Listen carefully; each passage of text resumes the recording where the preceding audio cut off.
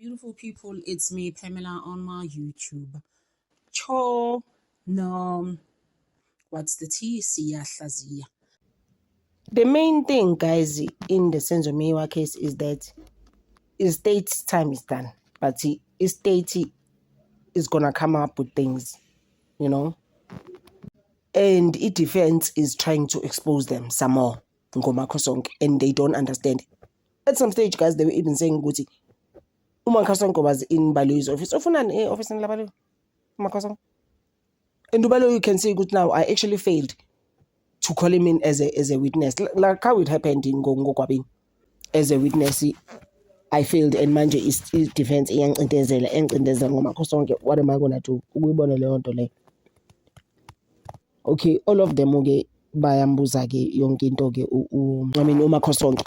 The main thing here about his questions is that, was the statement read to you now? Joba ususibona like how no, it wasn't. By obviously it's Kininda in his entourage, or Mapena in them, no Muhan.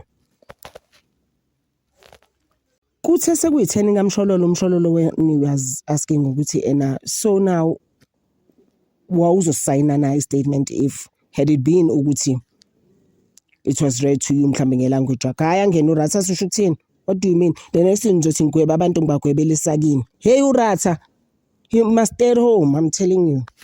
The main thing about umshololo noZithulele Nxumalo ngiyambona ke uattorney Sipho Ramusipili nomuntu wakhe accused number 2 Ntanzi ukuthi ngathi uyamaza ngithi uMakhosonke loyo. But now akabazi le 2, 4 and 5. That's all they wanted to know. Ukuthi no, but abantu that I know nothing about, they're not gonna ask me about them, So I'm not also gonna comment around them. And then Dr. Sibanda afike uRoni. Why is he shouting? You guys, he's shouting at him. I'm just like, bro, please come down. You had your chance. You could have come here as a witness for the state. He didn't. So please come down. Guys, Sibanda now is gonna be a witness now. What is this all about, guys? That is for the second time. Uti eneng namang. It's lies. Hi, Sibanda is a bit much now for the witness. This is like, bro, you need to come down. Like, what's going on with you? He's just another person, actually, man. He's worse than last year. Dr. Sibanda now is just being plain rude now. There's no need for this. Yo. I'm just like, Lalela. I want Dr. Sibanda is too big for his boots. We are level. Shemaya is in another level. And Durata, what's crazy is that he's picking him up. How crazy is that, guys? Now let's fast forward to your meeting with Constable Zungu in Carlton Center in Johannesburg. Sibuyele-ke manje ukuhlangana kwakho-ke naye uConstable Zungu eCarlton Center eJohannesburg. Which year? 2017. Was it by coincidence that the two of you were in or around Johannesburg on that day where you met? Kuyinto nje eyavele yazenzekela ukuthi ngaleyo date leyo nobabili nibe nje seJohannesburg. Yebo, kwazenzakalela nje. Yes, it was a coincidence. Is it not strange? Actually, into emangazayo. Nami ngithole khona kwaba strange ukuthi this person come back also called around khona la.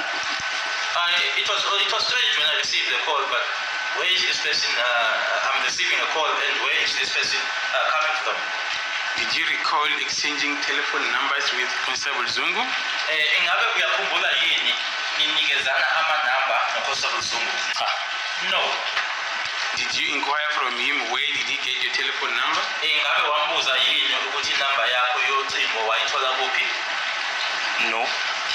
Cha, ngizangibuza.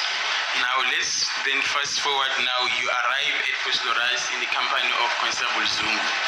Asi ephambili-ke manje usuyafika-ke eFosloras uhamba naye uConstable Zungu.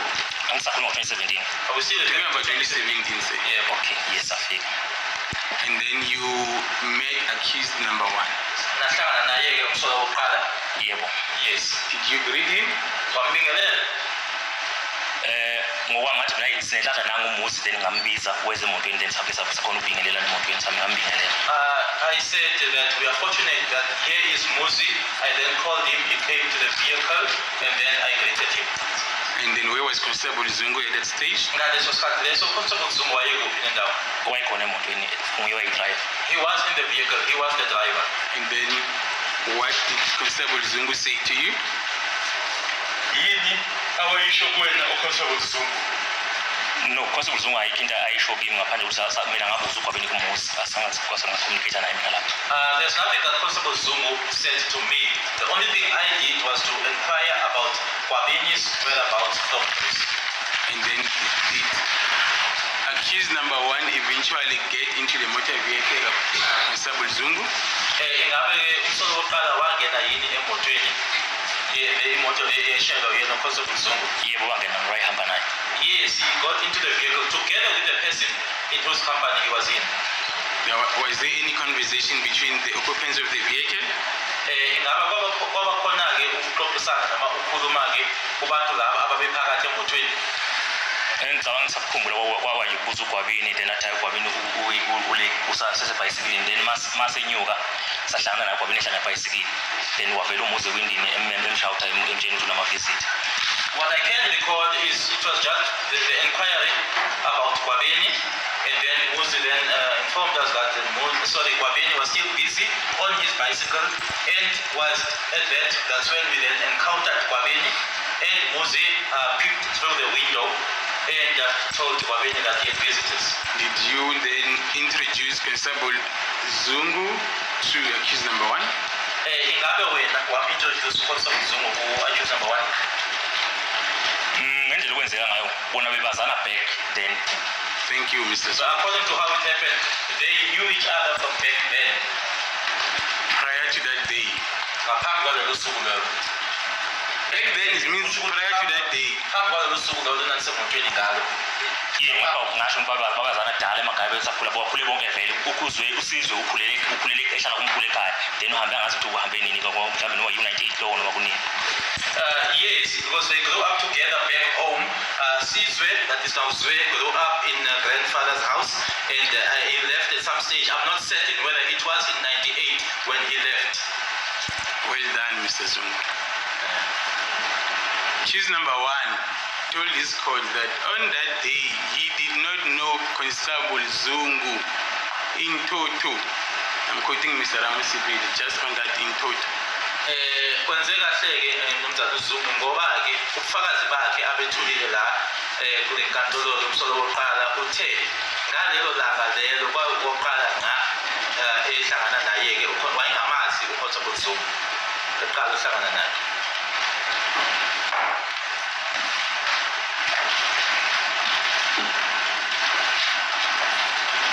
That's what accused number one said. You are not here, understand, but I'm telling you what he said. Ngiyazi ukuthi wawungekho la kodwa sengiyakutshela-ke okwashiwo uyena umsolo wokuqala la enkantolo.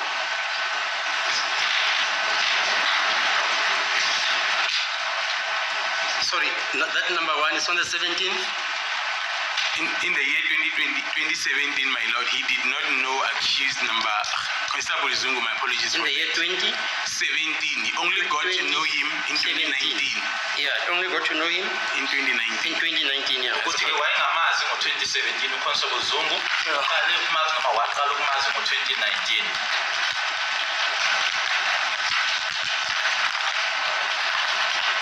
Thank you. We can just note that silence.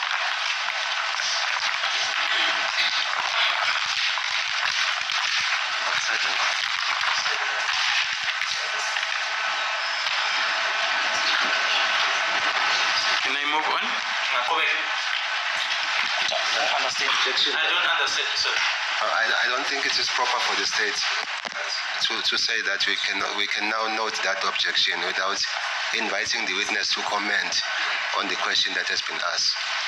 I've invited him to comment. He didn't comment. And then I look at him, he look at me. What must I do? I cannot look at him forever. No, Mr. Mumal, can I proceed? The mere fact that they are looking at each other doesn't mean that he wants an answer from the witness. He must actually ask. Yeah, I'm in court. I saw him. He didn't answer. He just kept quiet. I saw that. I look at everything. So he is saying, because he's not answering, we can note that silence. That's what he is saying.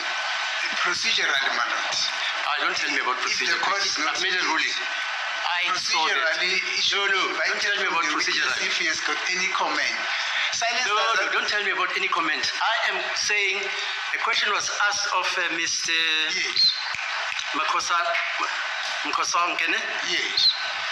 Mr. Zungu, and he did not answer for some time. yes. And say, this Mr.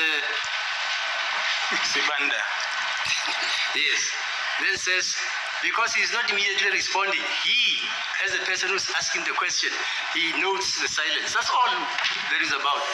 It's not about procedure, what? Okay. But, my lord, the fact that he's silent does not mean he's got no answer. Yeah, but it's silence. Procedurally, the state is Yes, supposed to fine. say to him in the court as well to say, Mr. Zungu, give an answer to this question. And then No. it must come from him if he has got an answer or not. But silence does not mean there's no answer. Yeah, because proceed. Because that's the procedure that I know, man. Yeah, fine. Thank you. Then Let's proceed. I'll move right along. Yes, sir. Can we then conclude that accused number one